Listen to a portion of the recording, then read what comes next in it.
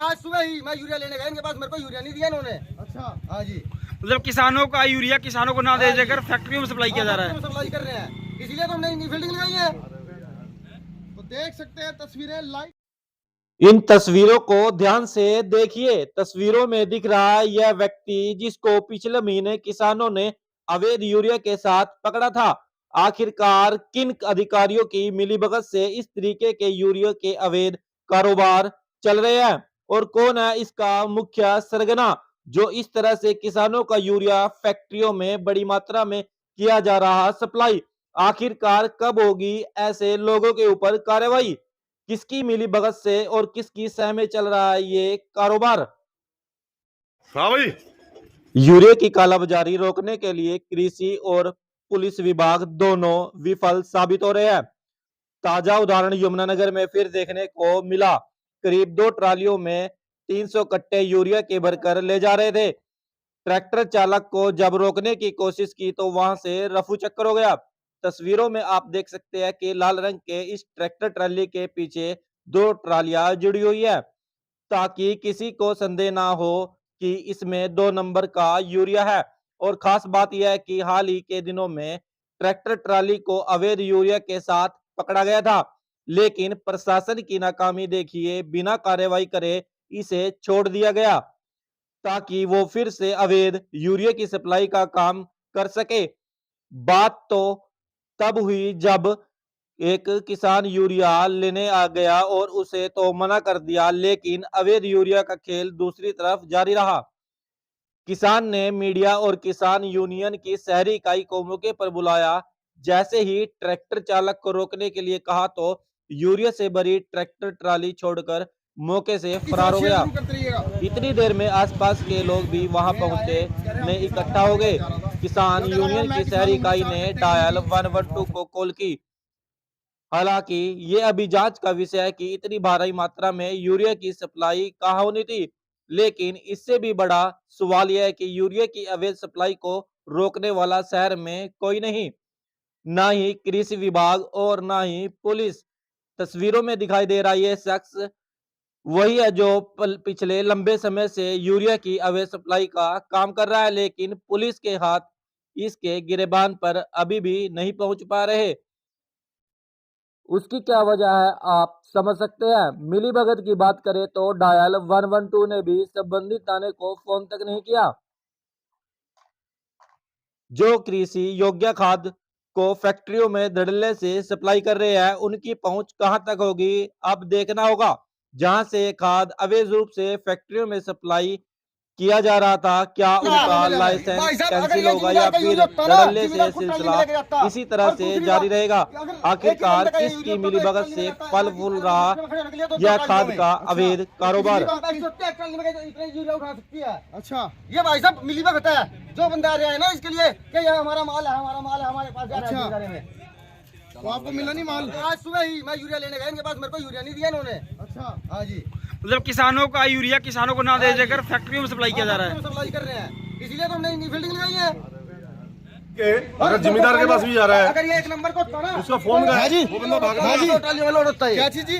2 ट्रालियों में क्यों लोड है? ओरिजिनल काम था ना, 1 नंबर का काम जिम्मेदार का था। पहली बात तो जिम्मेदार अपने संदेह में लेके आता है यूरिया भी। अच्छा, ऐसा कोई नहीं देखता। और जब ये कहते हैं कि 2 कट्टे से ऊपर नहीं देंगे, 1 कट्टे से ऊपर नहीं देंगे, क्या ये 300 कट्टे एक ही आदमी के किसान के पास जा रहे हैं? ऐसा कितने तक जिम्मेदार है वो किसान?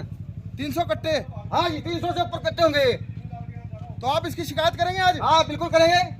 तो सर क्या नाम है आपका? राहुल है।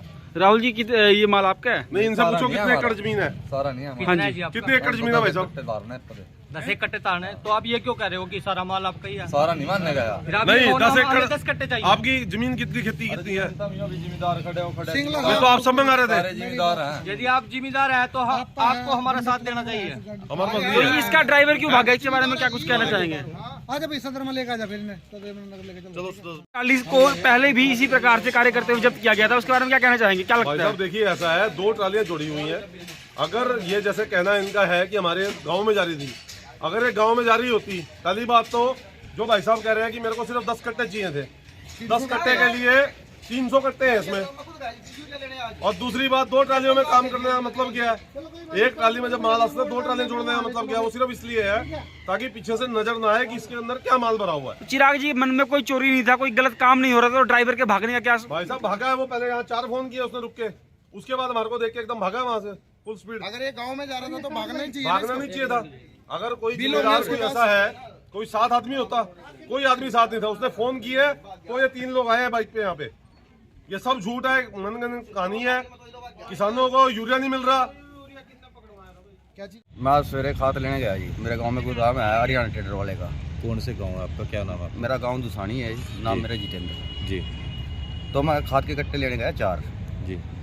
तो वो वहाँ पे वर्कर जो थे वो बोले, पहली बात तो अभी मालक नहीं पहुँचा यहाँ पे, और दूसरी बात ये है भाई 300 रुपये कट्टे से कम तेरे को खाद नहीं मिलेगा, और 2 कट्टे से ऊपर हम देंगे नहीं। वैसे क्या रेट है खाद का? 267 रुपये 50 पैसे। जी। फिर उसके बाद क्या हुआ था कि तो जब मैंने वहाँ पे देखा, वहाँ पे हजारों कट्टे करीब स्टॉक पड़ा था, जी। एक ट्रक खाली होने लग रहा था, और 2 ट्रालियों में वो यूरिया लोड कर रहे थे। तो ऐसा क्या हुआ कि आप जैसे किसान हो, आपको नहीं खाद दे रहे, तो खाद जा कहाँ रहा? ये सरकार की मिली भगत है जी, इसको फैक्ट्री में सप्लाई करा रहे हैं ये। तो ये आपने क्या किया, उस ट्रली का पीछे किया, कहाँ पे खाद जा रहा था? ऐसा है जी, मैं साइड में खड़े हो गया जी। और मैंने देखा कि इनको लोडिंग करने थे, जहाँ भी ये खाद लेके जाएंगे मैं मीडिया के थ्रू इन ट्रालियों को पकड़वाऊँगा। तो जैसे ही वो ट्रालियाँ निकली यहाँ से कलानौर रेलवे क्रॉसिंग के नीचे से होते हुए रतनपुरे के पास होते हुए शंभू कॉलोनी में ट्रालियाँ गई। तो वहाँ पे कुछ मीडिया वाले भाई भी मैंने बुला लिए थे, और उन ट्रालियों को दोनों ट्रालियाँ एक ट्रैक्टर पे ही जुड़ी हुई है, जो कि पहले यहाँ पे द्यामले में भी ट्रॉली पकड़ी गई थी लाल रंग की जी। ये उन्हीं की ट्रॉली थी। तो वहाँ पे कितना माल होगा जिस ट्रली में जो पकड़ा गया मौके दोनों पे? ट्रॉलियों में लगभग 250 से 300 के करीब बैग हैं जी। फैक्ट्री के जो मेन नाम है वो हमें मालूम नहीं है जी। ठीक है जी। तो क्योंकि वहाँ से उस टाइम ड्राइवर वगैरह एक बार फरार हो गए थे, कुछ मीडिया वाले भाइयों ने उनकी वीडियो वगैरह फोटो वगैरह ली हुई है। ट्रैक्टर छोड़ के भाग गए थे? हाँ जी। तो पुलिस को बुलाया गया था जी वहाँ पे? पुलिस को बुलाया गया था जी दोबारा पे। जी। तो और भी किसान इकट्ठा हुए थे? हाँ जी, आए थे किसान, और किसान यूनियन वालों को भी हमने फ़ोन कर दिया था जी। और 112 गड्डी वहाँ पे आई। तो वो कहने लगे यहाँ पे ड्राइवर नहीं, पहले तो मैंने खुद कोशिश की कि इसको किसी तरह बैक कर लूँ, वो डबल ट्राली के कारण मैं मोड़ नहीं सका उनको जी। तो फिर इतने में वहाँ पे जिसका खाद था वो मालिक भी आ गया जी। और उनका ड्राइवर भी आ गया जी। तो पुलिस वाले बोल रहे कि अरे ऐसा है, आप चलो और हम इनको थाने में अपने आप ले जाएंगे, अब हमारा काम है और आप जा सकते हो और आपको थाने में बुला लेंगे। उसके बाद क्या हुआ? तो मैं शाम के टाइम थाने में गया जी। जी। तो थाने में मैंने देखा कोई ट्राली नहीं, तो मैंने वहाँ पे कंफर्म किया जी। कि मैं कहा भाई साहब ऐसे ऐसे 2 ट्रालियाँ पकड़ी थी आज, जी। और जबकि दिन में SHO साहब को भी फ़ोन किया था, ना ही SHO सदर वाले वहाँ पे पहुँचे मौके पे। जी। तो वो ये बोल रहे हैं कि कृषि विभाग वालों का काम बैठता है कि पहले उनको कंप्लेंट करते, जबकि संडे के कारण कृषि विभाग वाले आज कहीं चंडीगढ़ वगैरह बाहर गए हुए थे। जी। अब उन ट्रालियों का नहीं पता जी वो ट्रालियाँ हैं कहाँ। तो आपको क्या लगता है? वो मेरी वक्त में ट्रालियाँ टपा दी गई हैं। ये किसानों का खाद है, ऐसी फैक्ट्रियों पे सप्लाई हो रहा है और ऐसी मिली भगत करके ये बच जाते हैं हर बारी? हाँ जी, हर बार का ये वो हो रहा है।